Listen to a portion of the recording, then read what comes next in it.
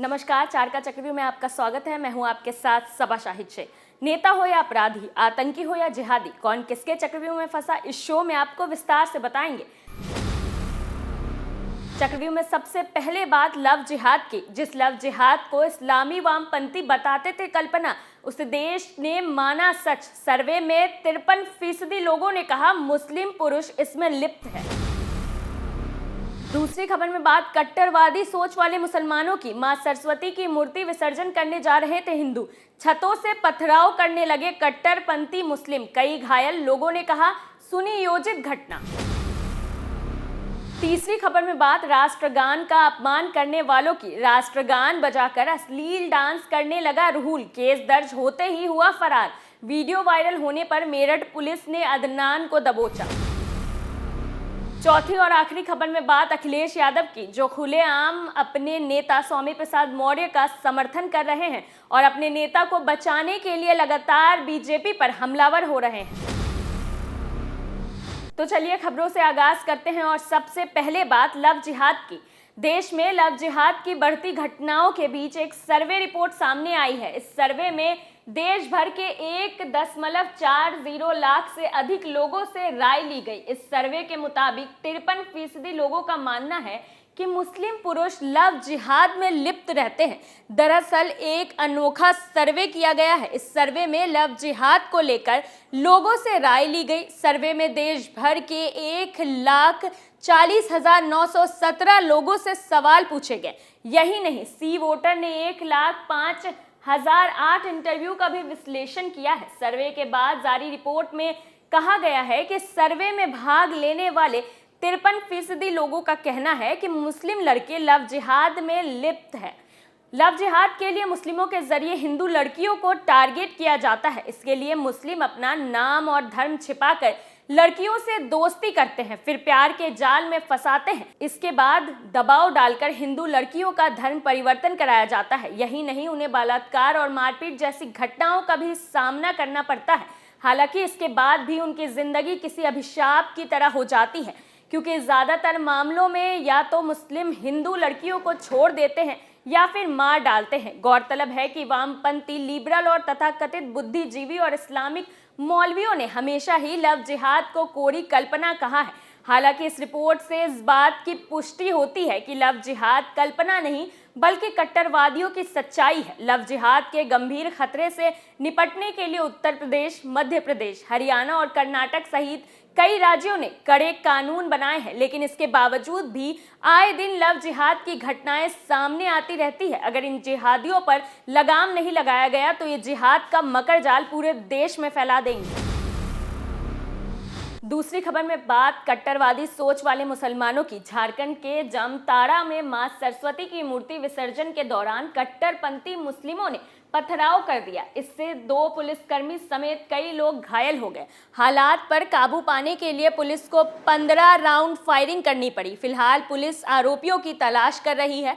जामताड़ा जिले के डोकीडीह गांव में हिंदू पक्ष मां सरस्वती की मूर्ति विसर्जन करने जा रहे थे। विसर्जन के रास्ते में कुछ मुस्लिमों के घर हैं। विसर्जन जुलूस जैसे ही मुस्लिम बस्ती के पास पहुंचा, वहां के लोगों ने विरोध करना शुरू कर दिया। हिंदू पक्ष ने इसकी सूचना स्थानीय पुलिस को दी। पुलिस प्रशासन ने मौके पर पहुंचकर दोनों पक्षों को समझाया। इस पर हिंदू बिना डीजे के मूर्ति विसर्जन करने को राजी हो गए। इसी दौरान कट्टरपंथी मुस्लिमों ने अचानक हल्ला मचाना शुरू कर दिया। इसके तुरंत बाद उन्होंने मूर्ति और हिंदुओं पर पत्थरबाजी भी शुरू कर दी।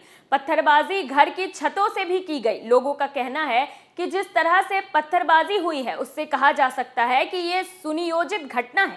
इतने अधिक पत्थर घरों में पहले ही इकट्ठा किए गए थे। अचानक हुए इस हमले से पूरे इलाके में अफरा तफरी का माहौल बन गया था। इस पत्थरबाजी में मूर्ति विसर्जन करने जा रहे हिंदू समेत 2 पुलिसकर्मी भी घायल हो गए। शुरू में पुलिस ने समझाकर हालात में काबू पाने की कोशिश की, लेकिन हालात इतने बिगड़ गए कि पुलिस को 15 राउंड फायरिंग तक करनी पड़ी। हालांकि ये कोई पहली बार नहीं है जब इन कट्टरपंथियों ने ऐसी घिनौनी हरकत की हो। ये पहले भी कई दफा हिंदू देवी देवताओं का अपमान कर चुके हैं। अगर ऐसे लोगों पे कार्रवाई नहीं की जाए तो आगे भी इनकी हिम्मत बढ़ती जाएगी और ये इस तरह की घटनाओं को अंजाम देते रहेंगे। वहीं तीसरी खबर में बात राष्ट्रगान का अपमान करने वाले लोगों की। उत्तर प्रदेश के मेरठ जिले से राष्ट्रगान के अपमान का मामला सामने आया है। यहाँ राष्ट्रगान पर अदनान और रूहुल के हंसने और अश्लील डांस करने का वीडियो सामने आया है। पुलिस ने वीडियो का संज्ञान लेते हुए केस दर्ज कर अदनान को गिरफ्तार कर लिया है। वहीं रूहुल फरार हो गया है, जिसकी तलाश की जा रही है। हिंदू संगठनों ने रूहुल और अदनान पर कठोर कार्रवाई की मांग की है।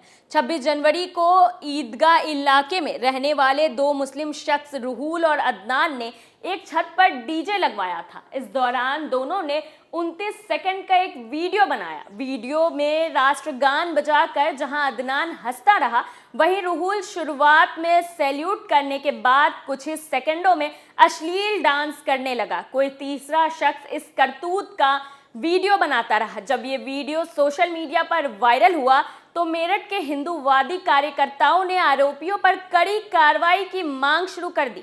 इस दौरान भारत माता की जय और वंदे मातरम के नारे लगे। पुलिस ने आरोपी रूहुल और अदनान पर राष्ट्रीय गौरव अपमान निवारण अधिनियम 1971 की धारा 2 के तहत केस दर्ज कर लिया है। ये जो वीडियो आपने देखा है, इस पर क्या कहना है उन मौलानाओं का जो देशभक्ति पर लंबी चौड़ी भाषणबाजी करते हैं, जो कहते हैं कि उनका देश हिंदुस्तान है, लेकिन वो हिंदुस्तान के तिरंगे और राष्ट्रगान का सम्मान करना नहीं जानते। इस घटना ने एक बार फिर से महबूबा मुफ्ती के उस बयान की याद को ताज़ा कर दिया, जिसमें वो कहती नजर आई थी कि कश्मीर में तिरंगे को कंधा देने वाले लोग नहीं मिलेंगे। क्या ऐसी घटनाओं का देशद्रोह की कतार में नहीं खड़ा करना चाहिए?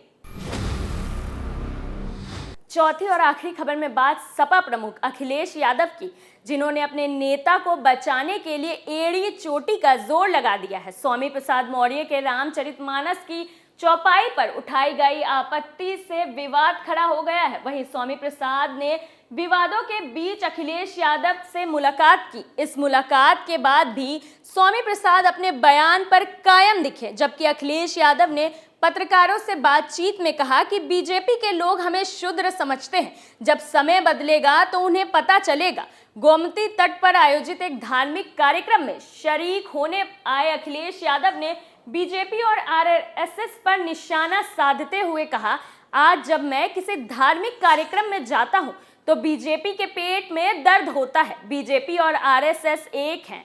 बीजेपी के बिना आरएसएस नहीं है और आरएसएस के बिना बीजेपी नहीं। जिन लोगों ने मुझे यहाँ बुलाया उन्हें आरएसएस और बीजेपी से धमकी मिल रही है। आरएसएस और बीजेपी ने यहाँ गुंडे भेजे। अगर मैं किसी धार्मिक कार्य में जाता हूँ तो क्या वो गुंडे भेजेंगे? अखिलेश यहीं चुप नहीं हुए। उन्होंने गंभीर आरोप लगाते हुए कहा, बीजेपी के लोग हमें शूद्र समझते हैं, जब समय बदलेगा तो उन्हें भी पता चल जाएगा कि ऐसी व्यवस्था उनके लिए भी हो सकती है। किसी के साथ कोई भी व्यवहार हो सकता है। बीजेपी सरकार ने जानबूझकर मेरी एनएसजी हटाई। आज मुझे समझ आ रहा है कि मेरी एनएसजी क्यों हटाई गई थी। अखिलेश यादव बीजेपी पर लगातार हमलावर हैं। राज्य की सरकार को अक्सर सुरक्षा, सड़क और शिक्षा जैसे मसलों पर घेरते आए हैं। वहीं सपा एमएलसी स्वामी प्रसाद के साधु संतों पर की गई टिप्पणी के बाद अखिलेश ने चुप्पी साध रखी थी। हालांकि जब उनसे इस मसले पर पूछा गया तो वो धर्म के मुद्दे पर बीजेपी को घेरते दिखे। अब इस बात से तो साफ अंदाजा लगाया जा सकता है कि अखिलेश यादव अपनी कूटनीति अपना रहे हैं और अपने नेता के समर्थन में हैं। वो स्वामी प्रसाद मौर्य को बचाने के लिए बीजेपी पर हमलावर हो रहे हैं, ताकि जो असल मुद्दा है उससे लोगों का ध्यान भटक जाए। चक्रव्यूह में मेरे साथ आज के लिए इतना ही। कल फिर कौन किसके चंगुल में फंसेगा, नए मुद्दों के साथ फिर पेश होंगे और दिखाएंगे कई और सनसनीखेज खुलासे। तब तक के लिए देखते रहिए कैपिटल टीवी। नमस्कार।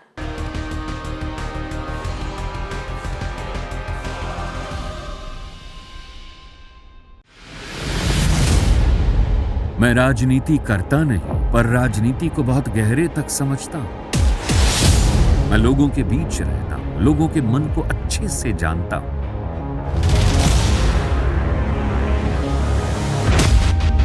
पब्लिक और पॉलिटिक्स की हर नब्ज को खूब पहचानता हूं।